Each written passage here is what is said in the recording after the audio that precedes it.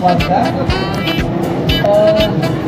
Selanjutnya Bapak Ibu, ini memang kegiatan rutin halal bihalal yang kami lakukan.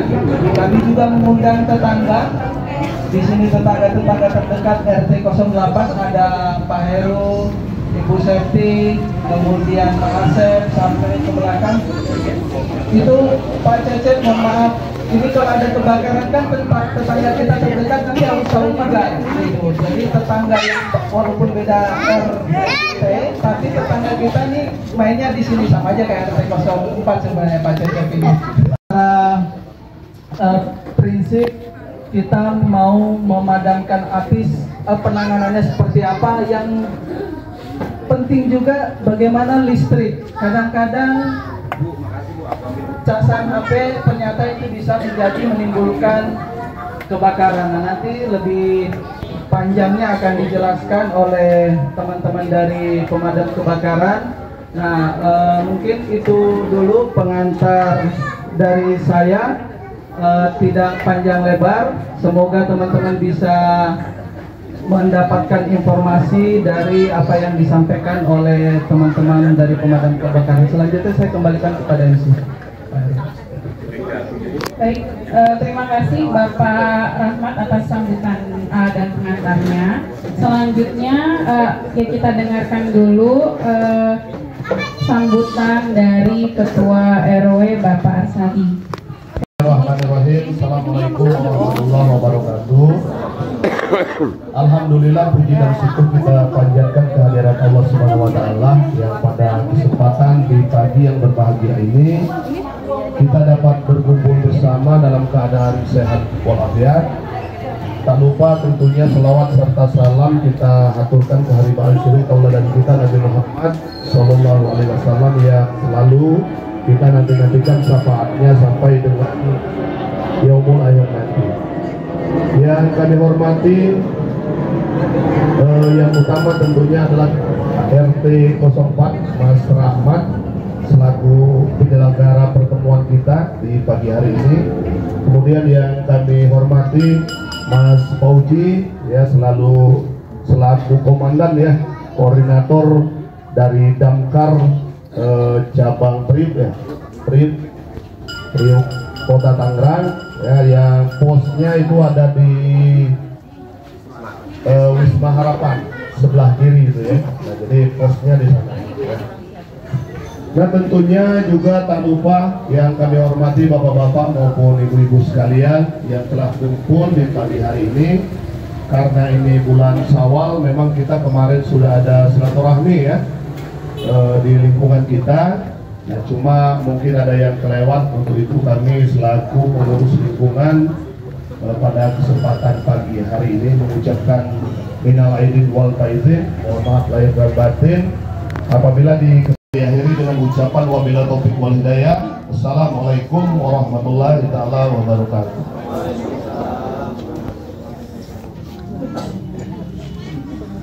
Baik, terima kasih Bapak Arsadi atas sambutannya yang banyak sekali poin penting yang beliau sampaikan terkait semuanya terkait keamanan lingkungan kita.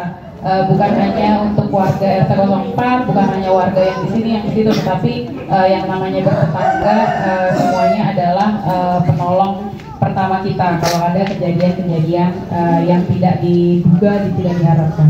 Baik, ke acara yang kita tunggu, yaitu sosialisasi dan edukasi terkait penanganan orang-orang dalamnya nih.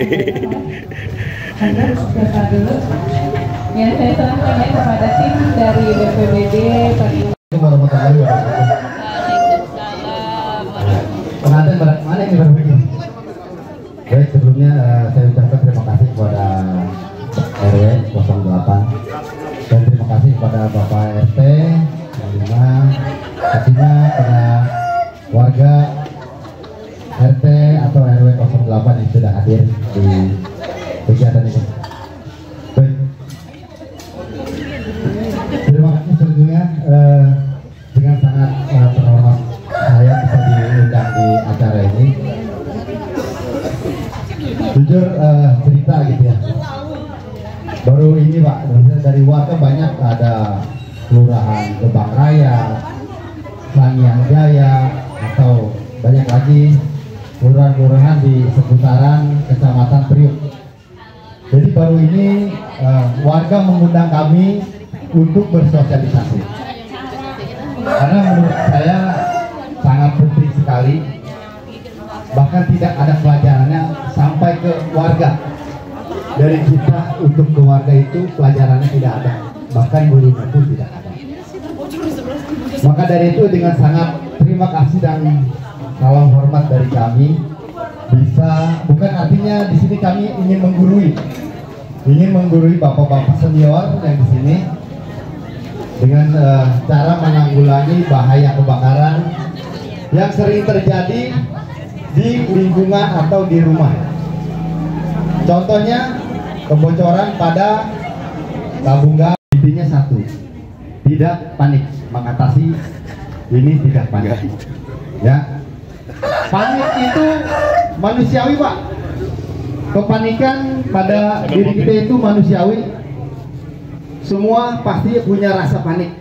Bohong kalau tidak panik, ada takut, khawatir, itu manusiawi. Tapi bagaimana cara penanggulangan? Berarti kita harus memiliki dasar teori terjadinya api, dasar teori terjadinya kebakaran, dan bagaimana cara menanggulanginya. Jadi saya terusin dengan Udah nggak apa-apa, sambil jelasin sambil praktik ya, boleh. ya, baik. Yang pertama-tama saya akan menjelaskan teori api, bagaimana terjadinya api. Baik. 3 unsur. Nah, terjadinya api itu ada 3 unsur kimia yang menjadi satu, yaitu segitiga. Mungkin ini dasar Pak ya, ada sebagian yang sudah tahu atau ada yang tahu. Jadi sedikit mengulang. Nah, seperti tadi Bapak tadi, ini pelatihan K3 di pabrik atau di perusahaan-perusahaan sering diajari. Karena pembekalan utama adalah terjadi insiden. Baik, lanjut. Terjadinya api atau terjadinya pembentukan api ada 3 unsur. Segitiga api Pak disebutnya. Yang pertama ada bahan yang mudah terbakar. Sisi kedua ada udara atau oksigen yang ada di alam kita ini adalah oksigen. Yang ketiga ada panas. Ada bahannya, ada oksigennya, ada panasnya. Jadi apabila 3 unsur ini terjadi, maka terjadilah api. Pembentukan api dari api kecil, sedang hingga besar. Nah, terjadilah disebut kebakaran. Jadi bagaimana Pak jangan sampai terjadinya kebakaran? Ialah api kecil dulu. Api kecil di lingkungan kita ini wajib atau harus memahami cara menanggulangi api kecil. Gampang. Api kecil nabun atau dikejar tinggal siram selesai. Tapi kalau caranya salah akan terjadi api sedang dan besar. Tadinya kecil menjadi besar. Anak-anak main petasan kecil, main korek pinggir jalan kecil. Akhirnya rambatan menjadi besar. Kayak gitu. Bisa dipahami ya Pak? Bisa dipahami ya segitiga api ya. Jadi salah satunya terjadinya api adalah ya terjadinya bersatunya 3 unsur. Nah, kuncinya bagaimana cara menanggulangi atau memadamkan apinya. Ada yang tahu Pak? Ada yang tahu bagaimana sudah terjadi api? Nah, kita harus memadamkannya bagaimana? Ditiup, disiram, atau dijampe-jampe. Baik, bukan itu. Jadi terjadinya 3 unsur ini Pak, berarti harus salah satunya dipadamkan, dihilangkan. Mau oksigennya silakan, mau bahannya silakan, atau panasnya dihilangkan. Kebakaran terjadi satu rumah Pak, bahannya kita hilangin, diamin aja juga mati. Kalau bahannya udah habis pasti mati api. Nabun sampah, bahannya sudah habis pasti mati. Tapi yang dikhawatirkan ada rambatannya, efeknya. Nah, fungsinya pemadam kebakaran mengurangi kerugian harta benda. Jadi yang sudah terbakar biarlah terbakar, yang belum terbakar kita selamatkan. Satu rumah jangan sampai 2 rumah, 3 rumah, 4 rumah. Jadi kita terkadang warga tidak mengetahui, Pak ini siram, Pak ini siram, Pak. Yang sebelah kok disiram yang belum terbakar. Karena kita menghentikan rambatan panas, memutus jalur, putus jalur. Rumah yang diterbakar, yang ini kita siram, disejukkan dulu. Jadi mengapa warga lihat, waduh tarik sini, kita warga tarik sini, kita tadi tidak efektif menjalankan tugas. Jadi perlu diingat untuk warga, apabila terjadi kebakaran di lingkungan, petugas sudah datang, ya biarkanlah petugas yang memadamkan. Warga tetap mengatur, warga yang menonton, biasanya ada bencana ditonton kalau warga Indonesia nya Pak, ditonton buat status gitu Pak. Jadi perlu diingat, terjadinya kebakaran itu kita memutus jalurnya dulu Pak, putus jalurnya terjadi kebakaran. Jadi jangan sampai terjadi rambatan berikutnya, bisa satu, kalau kita diamkan habis Pak. Jadi kebakaran di tengah, biarkan dulu kita putus sejuk, baru kita serang tengah, begitu. Baik, segitiga api kita hilangkan bahannya, oksigennya dan panasnya. Kalau contoh kecil, nah, tadi kebakaran rumah nih, nggak mungkin kita pakai anduk, waduh kayaknya bapak ini. Contoh kecil, wajan, wajan terbakar, apinya kering atau ada minyaknya yang terbakar. Bagaimana cara memadamkannya Pak? Untuk menghilangkan satu unsur. Adik tahu? Gasnya cabut. Oke, ada satu gasnya cabut. Ada lagi? Kompor lemparin. Aduh panik. Panik sama tegang nih Mama, kan kalau kebakaran aja udah tegang nih. Baik, contoh kecil. Pakai handuk basah boleh. Bapaknya baru keluar mandi pakai handuk, tarik aja Bu, beset aja udah. Tapi jangan keluar rumah. Jangan keluar rumah, biasanya yang lari bapaknya, Pak tolong Pak kebakaran. Oke. Contoh kecil, memutus satu unsur terjadinya api. Lilin dibakar. Contoh kecil, lilin dibakar, kita tutup dengan gelas. Apinya mati. Berarti yang diputus oksigennya. Ya seperti itu. Jadi yang ada kita putus oksigennya. Bahannya kalau banyak tidak mungkin. Pakai apar kita tutup oksigennya. Kayu, logam atau wajan sendiri itu dengan ada apar, oksigennya kita putus Pak. Wajan terbakar bisa menggunakan karung basah. Pada zaman dulu Pak, cerita bapak saya nih, itu setiap rumah punya karung goni di depan kamar mandi. Buat keset, dia lembab terus, terjadi kebakaran tinggal tungkrep. Tungkrepnya juga ada tekniknya. Enggak langsung selibam, saking takutnya bro. Oh, ibunya lari, Pak tolong Pak. Gitu. Iya, Pak tolong. Jadi, gitu nanti kita praktek dah. Makanya kalau teori panjang lebar, nanti praktek dia langsung mengena. Gitu. Jadi intinya untuk memadamkan api itu hanya butuh dengan menghilangkan satu unsur. Itu aja kuncinya. Dan jangan panik. Artinya di sini kita akan belajar cara menanggulangi api atau mengatasi api.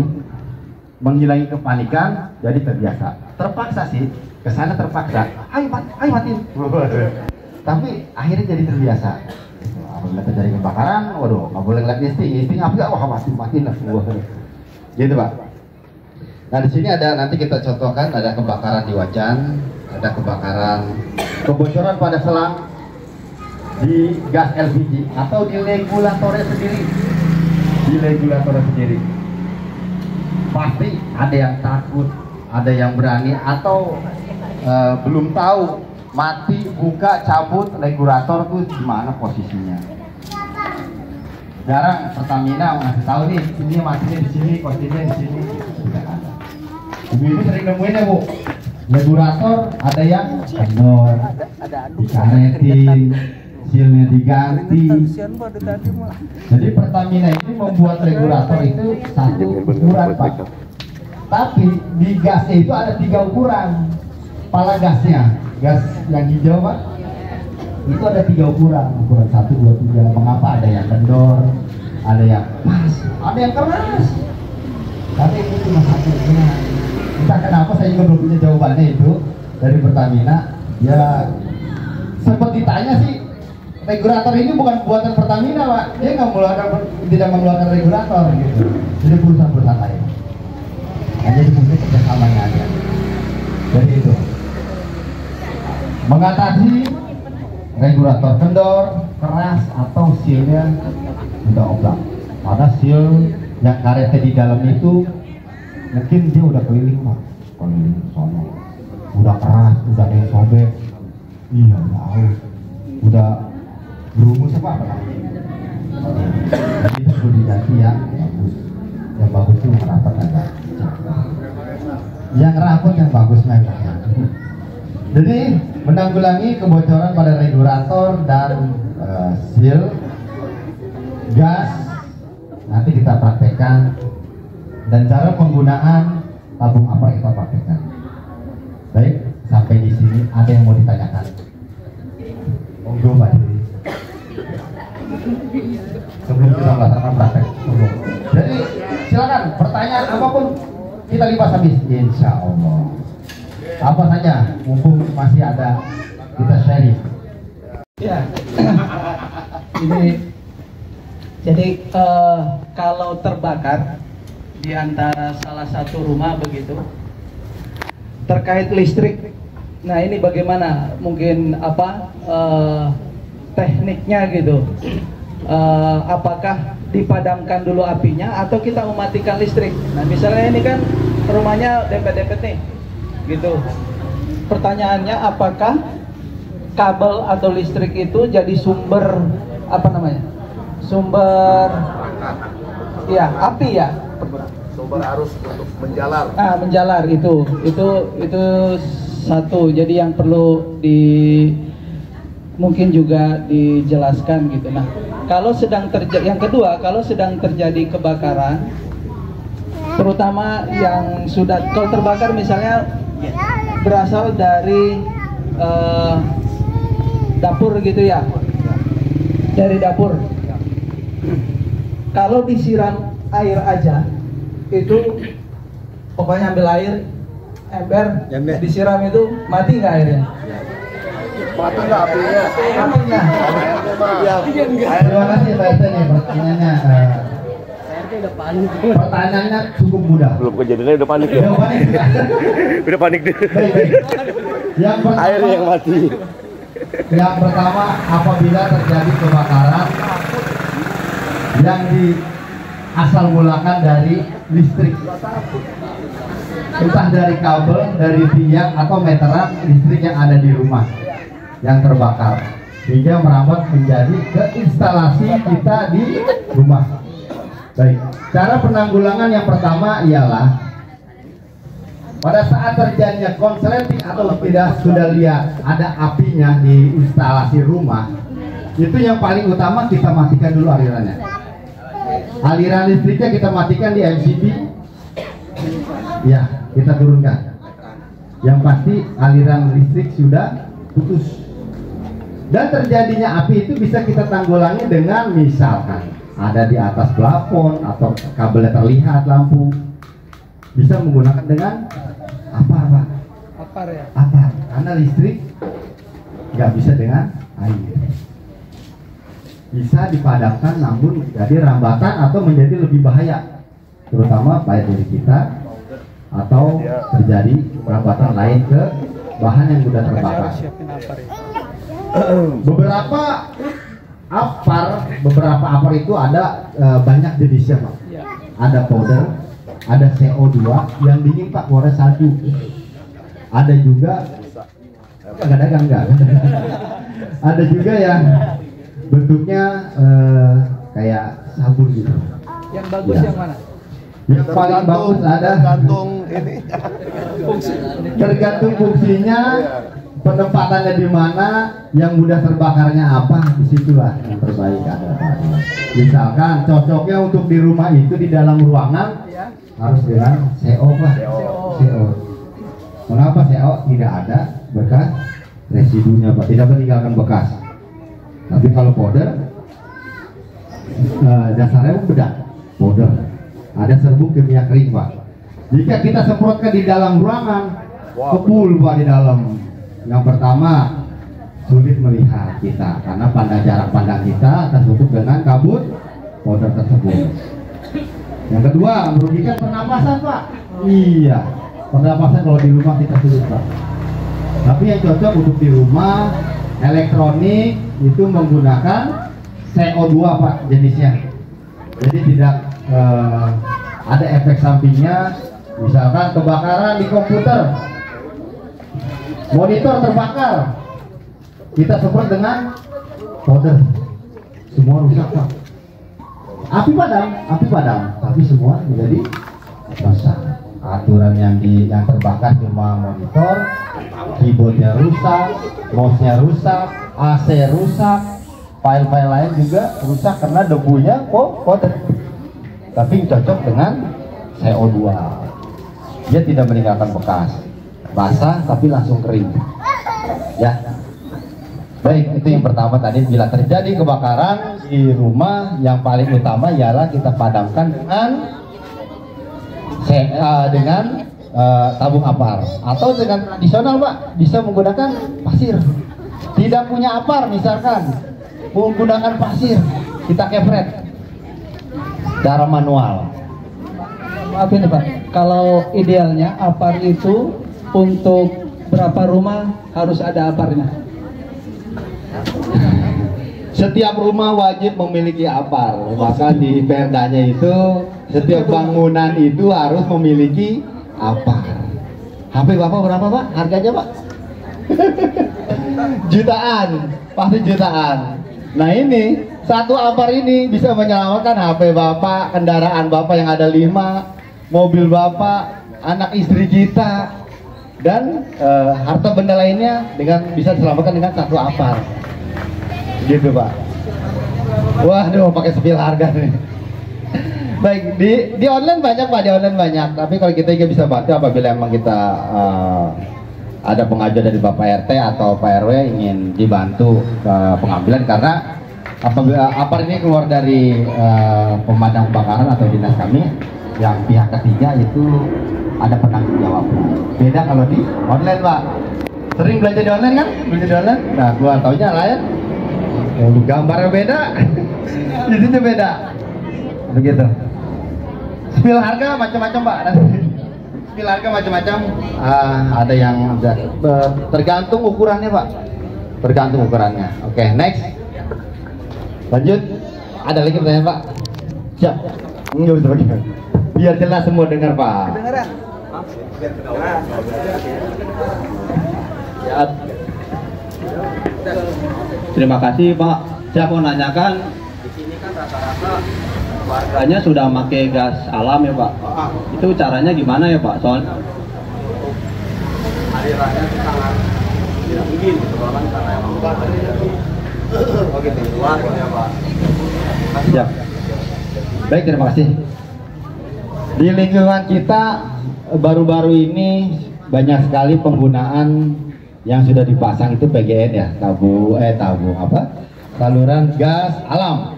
Ya, saluran gas alam ini sudah SNI. Ya, artinya bukan berarti dia akan aman terus selamanya, tapi sistem kerjanya itu udah sistem palep. Sistem palep Pak, walaupun masih terjadi ada kebocoran, tapi dia utama ada sistem palep Pak. Jadi sama kayak air gitu, ada palep khusus, ada palep pusat. Jadi saluran di bawah tanah itu yang mengalir itu ada otomatis sistem palep. Apabila terjadi kebocoran, itu palep yang sebelumnya dia akan memutus, sistem tutup. Jadi terjadi kebocoran pun yang ada di meteran rumah kita itu ada palepnya juga Pak. Bahkan ada manualnya kan? Ya, itu manual. Paling utama itu kita apabila terbocor di dalam atau di dalam, kita bisa tutup Pak manualnya. Sebenarnya itu saja. Kalau saluran lebih jauh lagi, itu ada otomatis sistem palep. Dia menutup sendiri. Iya. Tapi tetap apabila terjadi insiden di gas alam atau yang lainnya, tetap hubungi pihak yang ya bisa telepon ke 112 nasional Pak. 112 sudah nasional. Dimanapun Bapak berada, terjadi insiden atau kecelakaan dan lain-lain dan memerlukan emergency, telepon 112 gratis, tidak usah pakai kode area atau 021, gak usah. Telepon di HP langsung 112. Halo, Bapak siapa? Di mana? Insiden di mana? Silakan difoto Pak, share lokasi.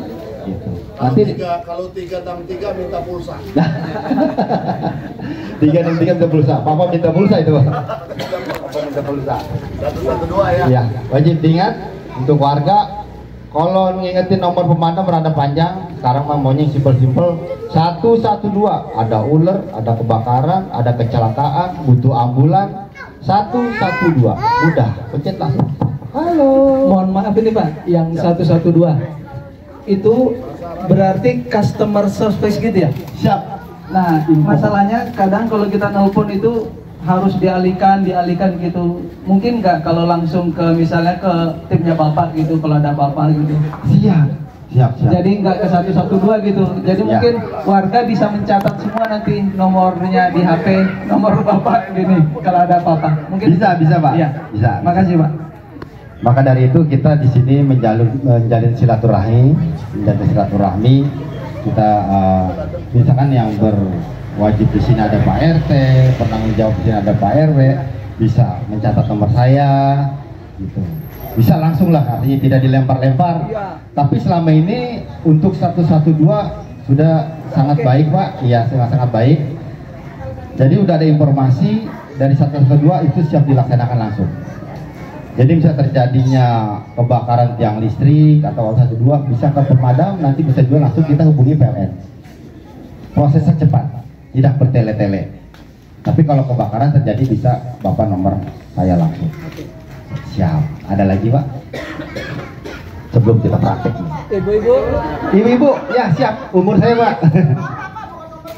Ini ada pertanyaan mumpung ada narasumber langsung. Siap. Satu lagi tambahan.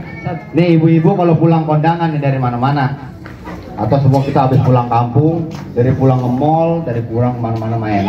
Rumah kosong. Biasanya yang ibu-ibu lakukan masuk rumah ngapain? Cium bapak. Cium bapak. Belum, masih gelap. Yang biasa kita lakukan atau pribadi warga kita lakukan apabila dari luar rumah kosong, itu yang biasa kita buka pintu, ceklek di dinding nyalain lampu. Bener nggak Pak? Bener, karena gelap ya Pak ya. Apalagi dari luar jorongan masuk ke gelap, waduh kelihatan nyalain lampu. Nah itu sangat sudah biasa, udah turun Pak, dari kecil sampai gede pasti nyalain lampu, nyalain semprong dari zaman dulu. Yang pertama harus dilakukan ketika kita baru masuk ke rumah yang ditinggal kosong, tinggal pergi, itu endus dulu Pak, diendus dulu. Unik kan, mengapa gas itu baunya agak langka sedikit? Karena untuk memicu sensor bau kita Pak, biar lebih peka. Jadi ketika rumah kosong kita masuk, cium dulu. Bapaknya kentut aja, bapaknya buang gas. Ternyata kita cium dulu, ada bau gas enggak? Takut ada kebocoran tabung gas setelah kita lama. Karena tekanan apabila gas sudah tinggal setengah, itu tekanannya berkurang Pak. Jadi regulator kendor, iya nggak? Kalau masih baru kencang, jos, kencang nendang dia ke atas. Tapi kalau udah setengah, dia agak turun. Nah itulah terbiasa terjadi kebocoran pada regulator. Setelah kita tinggal lama, dia keluar terus, gas menghabis, ini semakin kendor, di dalam ruangan sudah dikepul dengan gas Pak, gas sudah dalam ruangan. Ketika kita masuk, nyalahin lampu, cetek, terjadi apa? Iya, karena ada percikan di listrik, terbakarlah terjadi. Jadi bukan yang meledak itu bukan tabung gas Pak, jadi letupan gas yang sudah menutupi ruangan, ya, yang menutupi ruangan. Jadi bagaimana caranya Pak? apabila Bapak mencium bau gas di dalam ruangan? Buka pintu, buka jendela. Nah, buka pintu, buka jendela, apa lagi Pak? Kipas-kipas. Kipas. Ingat, apabila mencium bau gas masuk dalam ruangan, jangan nyalakan listrik, nyalakan lampu, nyalakan kipas angin, jangan matikan kipas yang sudah nyala atau lampu yang nyala, jangan dimatikan. Jadi buka instalasi Pak, instalasi. Kalau rumah kita mau nggak ada pintu belakang, zaman dulu mah ada Pak ya, sekarang mah nggak ada. Jadi bagaimana caranya kita bukain jendela, pintu kita ablak-ablakin. Kita di luar aja dah, tunggu beberapa menit.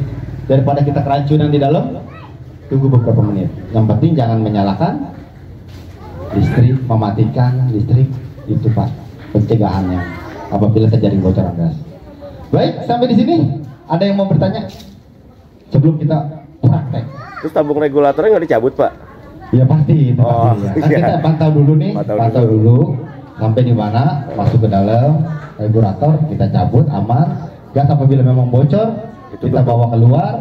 Takut, bawa ke kolong kamar mandi, gasnya ditebalikin. Oh, oke. Ya, gas hijau ditebalikin, prosesnya gitu. Wah, ini udah dikasih potong ini isinya. Jadi bila terjadi dia keluar terus Pak, dicabut gas masih bunyi juga. Bagaimana caranya? Kalau misalkan ditusuk, Bapak takut misalkan ditusuk bisa, tapi jarang ada yang berani, kadang kagetnya doang Pak, kagetnya doang, gitu. Jadi ada pasir Pak nyangkut. Tapi kalau tidak berani atau dia ada kerusakan pada ventilnya, Bapak bisa balikin Pak. Taruh di dalam bak air. Itu berhenti Pak. Berhenti, habis juga. Tapi gasnya itu tidak keluar menjadi bahaya. Dia nyatu ke air. Kalah sama air. Jadi biasa kalah sama air Pak. Tidak menjadi kepulan lagi, kita kumpulin. Kalau di kamar mandi kita taruh begini tinggal. Akan terjadinya ini juga sama aja bohong. Jadi dia gasnya itu kalah dengan air Pak. Tapi posisinya harus terbalik, dia akan terbalik di atas. Maksudnya direndam ya Pak? Direndam, betul. Takut mengapung di sini, ya berapa? Oke, ada yang mau ditanyakan sebelum kita praktek? Gimana, ibu, bapak? Ibu-ibu Ada yang mau ditanyakan? Mumpung saya masih di sini. di dapur. Problem di dapur, cara membalik tempe atau apa? Oh, belum jagoan ibu-ibu itu mah. Udah jadi tempe. Maka bapak, ada pertanyaan? Sok, mau kita lanjut langsung praktek? Ya praktek. Oke. Baik, kita praktek. Pak, silakan. Oke, ditutup tulang. Videoin dong, tutup tulang. Tepuk tangan buat tulang. Udah dikasih teori gitu, coba kalau belum tahu Ayo Bapak, Mas. Ayo lebih baik mencoba. Ayo siapa Biar lagi Bu? tidak ragu atau takut. Ayo Mas, di sini. Bagian. Jangan sampai api membakar rumah kita.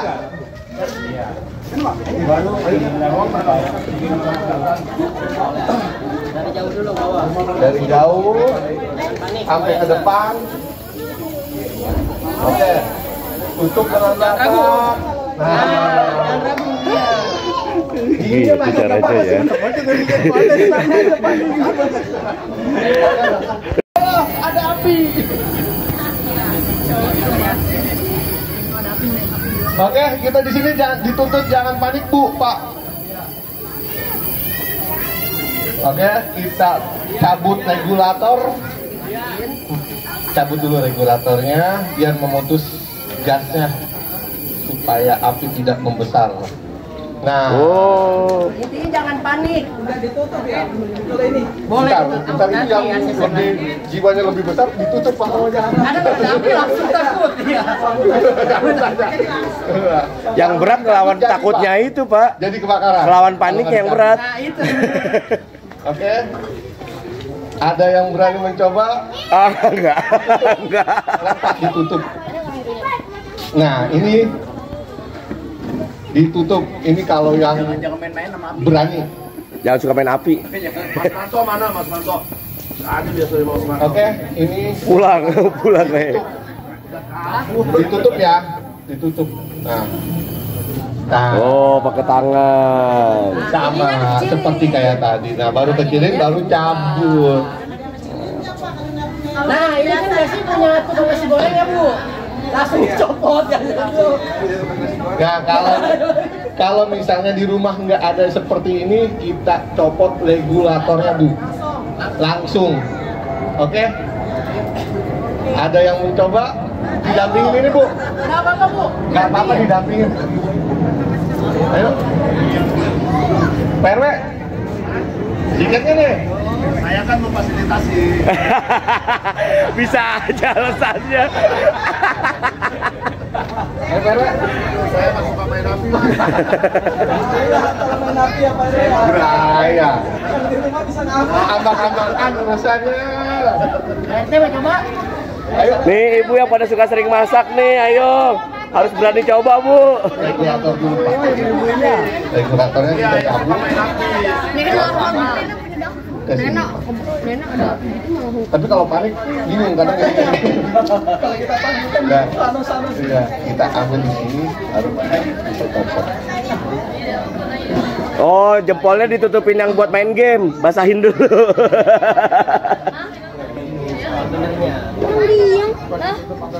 Nah, kalau ini sebenarnya kalau mau cepat udah ditutup, kita lebih baik dicopot regulatornya.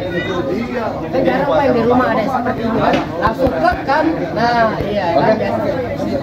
Sikat. Nah, kalau sebenarnya yang paling efektif kalau mau cepat jangan ditutup pakai gali lagi. Bisa. Pakai ember ini ya. Nah, pakai gali. Enggak, enggak bocor.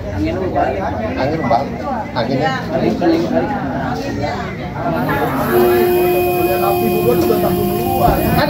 Aduh, saya kebakar. Aduh, cepetan.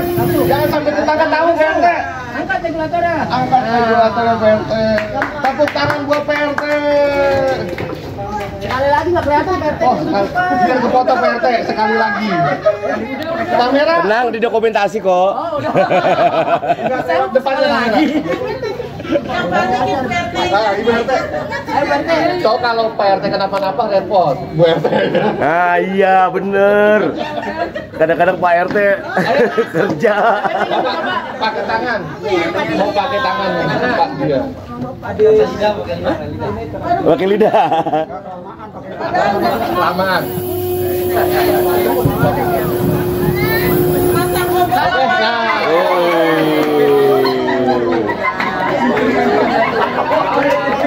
Belum dipotong udah ditutup. Ulang lagi.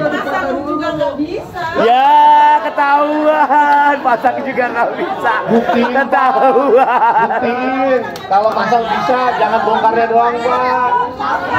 Buktiin, Pak. Sorakin Pak Dian. Oke. Ada pertanyaan, Bu? Bukan rahasia. Iya ya. Sama begini saya nggak bisa. Sama Pak, tenang ada temennya Pak. Tenang ada temennya. Tapi kan nggak bikin parah saya. Asik. Sudah. Tuh yang praktekin Bo. Bo Herman. Yuk. Jangan ada depan api. Oke, kalau diperhatikan kita sikat, jangan sampai. Apinya lari ke sana. Oke, Bapak David. Enggak kecil.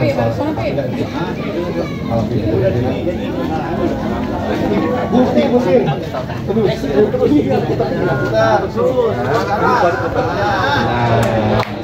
Makan Bu. Mau coba bikin enggak?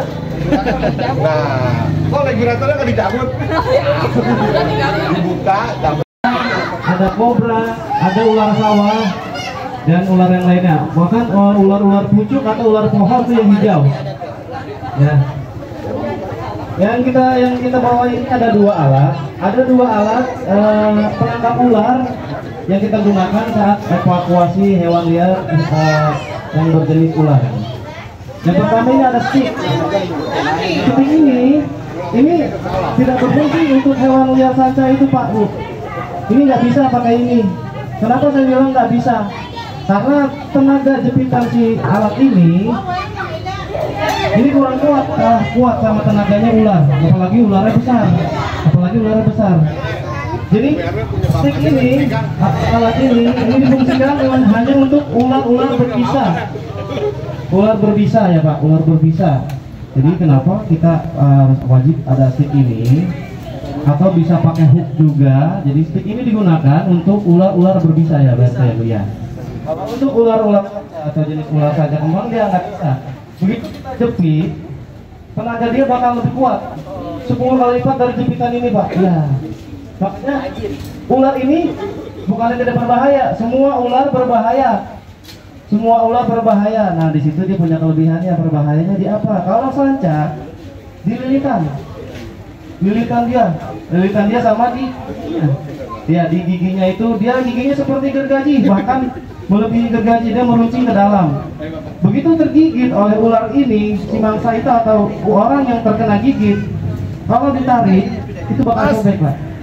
Kulitnya bakal sobek. Bahkan si ular saraf atau yang tergigit itu putus sama si giginya ini. Bagaimana cara untuk melepaskannya ketika digigit ular sanca ini? Ya, penanganan pertama begitu kita digigit ular sanca di kaki, di tangan, atau mungkin di kepala atau di leher. Cara penanganan awalnya kalau memang darurat di luar atau di jalan, kalau di rumah kita bisa pakai parfum. Media pertama pakai air, Pak. Iya. Media pertama untuk melepaskan gigitan ular pakai air, menggunakan air mengalir atau air botol bisa. Begitu tergigit, si air itu dialirkan ke mulutnya. Iya, ini mah ular peliharaan. Coba ular liar. Dekat itu juga ngeri. Kalau botol itu airnya kan kurang banyak ya Pak ya. Di joget dong. Joget dong, joget. Air yang masuk ke mulutnya bahkan dia akan terlepas sendiri. Opsi kedua cara yang sangat mudah dan cepat terlepasnya di saat tergigit ular ini. Opsi kedua menggunakan parfum. Ya. Kalau yang liar jangan coba-coba, leher ditutup. Menggunakan parfum kita semprotkan sama ke mulutnya. Menggunakan parfum semprotkan ke mulutnya. Kalau tidak ada parfum, terserah mau pakai spray pun boleh, karbol wipol boleh, tuangin juga boleh. Dengan cara tergigit dengan tidak sengaja ya, atau bukan sengaja digigitin. Tergigit dengan tidak sengaja. Apalagi hewan-hewan liar yang berada di semakin dia melilit, Pak. Ya, semakin dia menggigit, semakin dia melilit. Lilitannya semakin kencang. Ular ini kan kecil nih, Pak ya. Mulutnya ini bisa terbuka 10 kali lipat. Ya, 10 kali lipat. Bahkan kucing pun bisa dimakan sama dia. Kucing pun bisa, kayak kucing, ayam indukan, ayam dewasa itu bisa dimakan oleh dia. Termakan oleh dia. Ya, jadi rahangnya ini elastis, Pak. Rahangnya dia. Nah, kalau mau coba ada ayam boleh. Ya. Jadi salah satu opsi yang pertama menggunakan air mengalir ketika tergigit oleh ular ini. Yang kedua parfum atau wewangian contoh seperti parfum atau fish spray, mau molto, mau karbol atau wipol terserah. Yang jelas sama dituangkan atau diarahkan ke mulutnya. Jangan coba-coba ditarik, Pak, atau sengaja robek. Kalau dia terkena kulit, kalau dia terkena tulang, yang ada tulang kita malah luka, nanti malah infeksi terkena taring dia, tertarik oleh tulang kita. Jadi saran saya ya kalau bisa mah kalau memang ada hewan liar contoh seperti ular, dikala tidak berani atau tidak bisa menanganinya sendiri, lebih baik dimatikanlah atau ditelepon. Kalau memang sudah darurat, dimatikan. Kalau memang mau coba evakuasi, ini wajib punya ini stick ular. Caranya Biasanya kita tinggal jepit kepalanya aja Pak. Kita tinggal jepit kepalanya. Jangan, nggak usah. Ya. Nanti kalau dijepit dia stres ya. Budian mana Budian? Ya. Budian Jadi misalkan orang ini Contoh misalkan ya kita nggak bawa hewan liar karena kalau kita evakuasi hewan liar selalu ada suka yang meminta atau kita lepaskan kembali. Ya kita lepaskan kembali di tempat yang jauh dari masyarakat. Contoh bukan ya pokoknya jauh dari perumahan lah. Jauh dari perumahan. Kita jepit kepalanya otomatis kan si ular melingkar, si ular melilit. Kita jepit kepalanya otomatis si ular melilit. Namanya itu baterainya. Si ular melilit seperti ini. Ya, begitu kita jepit kepalanya otomatis si ular melilit. Ini dikhususkan untuk ular-ular yang berbisa, ular-ular yang berbisa atau berbisa menengah. Yang tidak berbisa juga bisa. Setelah sudah terpegang seperti ini kalau misalkan ularnya contoh ular kobra atau kobra Jawa yang banyak kita temui di sini juga masih banyak ya Pak ya, Bu ya? Harus kobra jadi kalau memang jenis ularnya ular kobra, kita bantu Pak, kita bantu jangan cuma hanya menggunakan alat ini, kita bantu dengan kayu atau sapu atau apa kayu, kita jepit lagi kepalanya. Kita tahan kepalanya, ini kita lepas, kita tekan kepalanya jangan sampai lepas, baru kita pegang dengan aman. Nah, kalau berani menangkap ular kobra, kita coba sudah terpegang ular kobra yang kita sering temuin ular karung kobra langsung. Jawa. Kalau sudah kepegang ularnya, kepalanya sudah kepegang, dia pasti melilit di tangan atau dia panik. Jangan dilepas, dipegang. Dan jangan sekali-sekali diarahin ke muka sendiri, begini, atau begini dia. Disembur. Ular kobra itu jarak semburannya bisa mencapai 2 meter, Pak. Bisa mencapai 2 meter. Jadi begitu kita tangkap seperti ini, kita taruh ke bawah. Jangan diarahin ke temen atau ke keluarga kita gitu. Kita jauhin dari muka, kita arahin ke bawah. Kalau memang berani menangkapnya atau mengevakuasinya, nah, saran saya kalau memang ketemu ular yang jenisnya warnanya hitam, ular yang berbahaya, lebih baik matikan saja. Tidak apa-apa, dimatikan saja, dipukul oleh sapu atau benda keras yang lainnya. Ular kobra, ular pucuk banyak tuh suka di pohon, ya. Banyak tuh suka dimainin sama anak-anak, katanya ular-ular ini tidak berbahaya, tidak berbisa. Ular pucuk itu berbisa Pak, justru ular pucuk yang kepalanya hijau. Dia ada 2 jenis. Ada yang kepalanya hijau, full hijau dari kepala sampai ekor full hijau. Ada yang dari kepala hijau sampai ekor itu ekor merah. Itu yang berbahaya Pak. Ekor merah berbahaya itu jenis Piper. Ya di Indonesia belum ada serumnya. Jenis Piper itu belum ada serumnya. iya itu pernah lihat. Kobra sudah ada Pak kebetulan ya. Kalau kobra, king kobra di Indonesia sudah ada serumnya. Misalnya sudah ada. Ya yang belum ada ular pucuk jenis Piper sama ular tanah. Oke, kalau seandainya ada warga yang kepatok ular, nah itu kan nggak semua rumah sakit ada serumnya. Betul. Oke.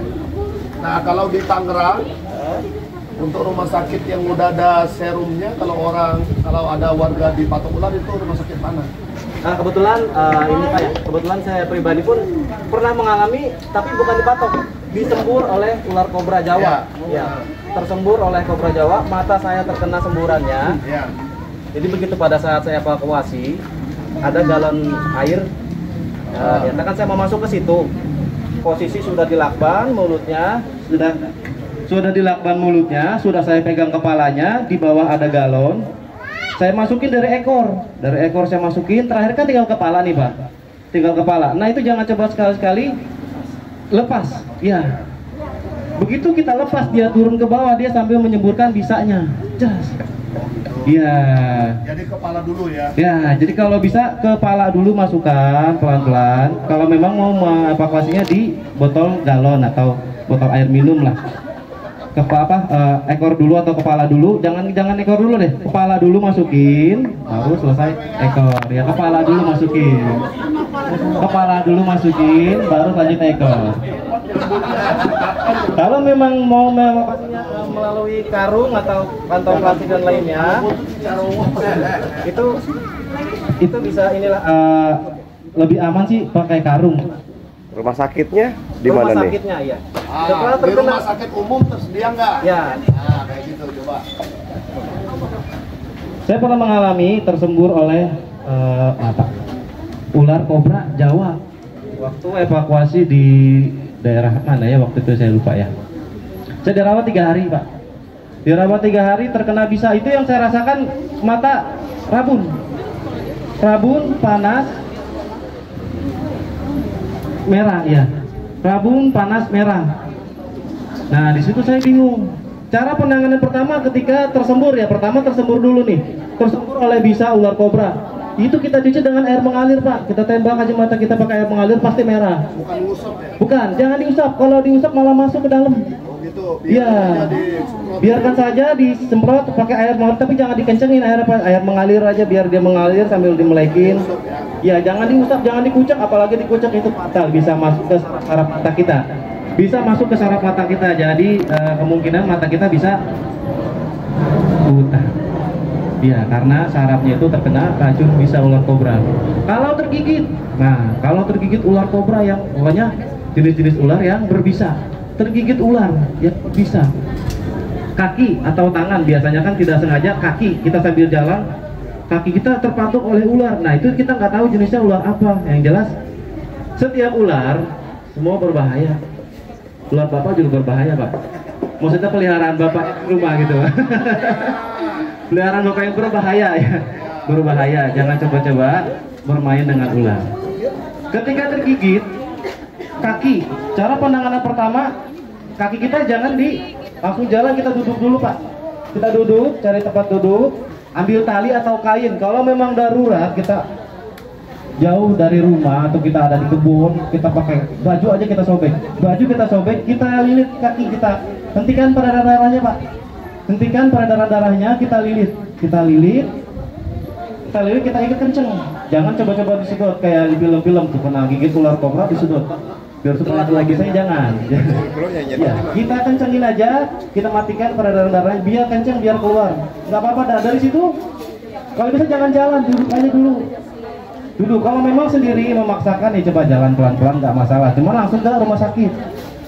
Ya tergigit di kaki, kita bawa langsung ke rumah sakit. Cara penanganan pertamanya ya itu aja, ikat. Kalau memang ada di rumah, boleh coba air panas sama garam. Ya Pak, untuk menetralisir penanganan pertama, obat penanganan pertama yang paling mujarab, air panas sama garam. Air panas campur garam. Kalau memang berani atau tahan sakitnya, itu disiram aja. Bekas gigitan ular, air panas sama garam disiram untuk menetralisir si racun itu, biar supaya nggak menyebar. Ya, disiram pakai air panas sama garam sambil diikat biar darahnya keluar. Disiram. Kalau memang tergigit tangan sama, dikencengin, diikat, dimatiin, direndam di air panas sama garam. Jadi air panas itu dicampur ke garam. Campurin garam, kita rendam panas, kita rendam panas. Jadi supaya netralisir. Nah setelah itu penanganan pertama langsung kita bawa ke rumah sakit. Serum yang sudah ada di daerah kita ya, ada di rumah sakit kabupaten Pak, RSUD ya, RSUD kabupaten. Situ sudah ada serumnya, anti bisa atau serum jenis ular kobra intinya, kobra sama king kobra sama king kobra. Beda lagi ular tanah, kebanyakan di sini sawah ular tanah, Bapak tahu ya? Ular tanah, iya. Ular tanah itu ular yang paling mematikan Pak. Sebutannya ular gibuk ya. Ada yang tahu nggak ular gibuk ya? Ular gibuk, iya, yang garis-garis coklat. Warnanya coklat, kepalanya segitiga. Iya. Dia kurang lebih panjangnya sekitar 30 cm paling panjang. Iya, kepalanya segitiga. Itu hati-hati Pak. Di kita masih ada. Di kita masih ada, di daerah kita masih ada ular seperti itu. Ular jenis itu belum ada Pak serumnya. Ada ya? Belum ada, di Indonesia belum ada kita serumnya. Karena apa ya sebutannya ya?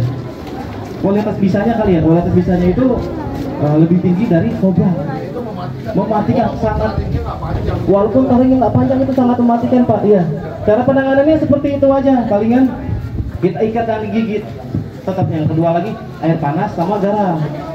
Air panas sama garam. Pasti itu bengkak, memar dan bahkan hitam Pak.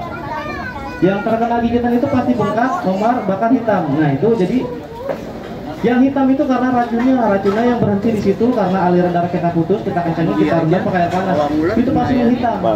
Tapi lama kelamaan kalau memang pengobatan yang benar, alangkah baiknya ya jangan coba-coba rawat di rumah dong. Kalau memang terkena gigitan ular seperti itu langsung kita bawa ke rumah sakit aja. Nanti di situ kan dikasih antibiotik atau apa kan Pak. Nah ini boleh nggak begini? Kalau dipatok ular itu kan belum tentu berdarah. Ya. Kan ada kayak tadi diikat. Nah saya pernah lihat orang dipatok itu diikat, terus dia cacakin pakai apa? Jarum. Oh jarum ditusuk jarumnya. Ya supaya darahnya keluar. Supaya darah keluar. Itu bisa Pak. Cuman kadang kan kalau sudah terpatok ular, orang lebih takut malah ditusuk-tusuk. Kalau yang nggak tahan sakitnya, kalau memang tahan sakitnya atau kuat menahan sakitnya, boleh Pak.